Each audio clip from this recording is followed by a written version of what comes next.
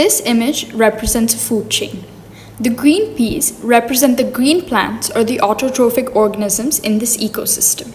The autotrophs require energy for the process of photosynthesis. There are photoautotrophs which use light energy and chemoautotrophs which use chemical energy. In this particular case, I think the energy is in the form of the light. The light energy is absorbed and trapped by the chlorophyll, which is a green pigment in plants. The autotrophs are also known as producers, as unlike the other organisms, they make their own food. They use carbon dioxide molecules in the atmosphere and take water in to produce the carbon compound glucose and oxygen as a byproduct. The plant also requires oxygen it produces as energy by breaking down the glucose molecule. The plant requires energy for numerous processes, including photosynthesis.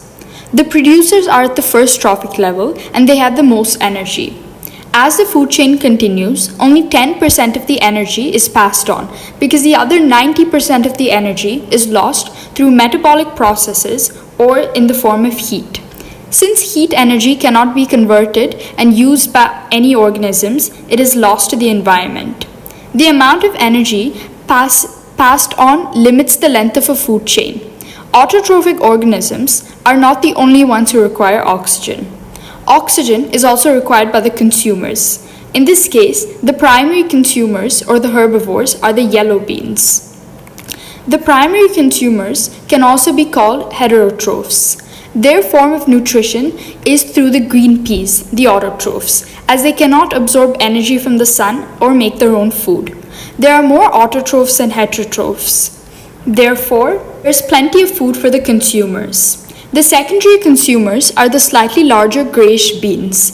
They are similar to the primary consumers as they also cannot make their own food and are referred to as heterotrophs. There are much less of the secondary consumers than the primary consumers. This is because they are larger in size and the third trophic level. This means that there is a very small amount of energy which is actually being passed on, as most of it has been lost as heat energy. Since there is such a low, finite amount of energy, not too many organisms of a higher trophic level can be supported. Finally, the last thing is the orange string-like material, and this represents the worms. Worms are classified as decomposers, which break down organic materials and waste. They essentially use the waste of other organisms in other trophic levels as nutrition and even decompose other organisms when they die. Worms are also known as detritivores. They help in recycling the nutrients and put it back in the soil, such as nitrogen, so it can be reused by plants. The food chain also allows us to understand the pyramid of energy and the limitation of the trophic levels. A pyramid of energy is a representation of how much energy there is at each stage of the food chain, which are also known as trophic levels. Each level is 1/10 of the size as the previous level, as that's the amount of energy that gets passed on.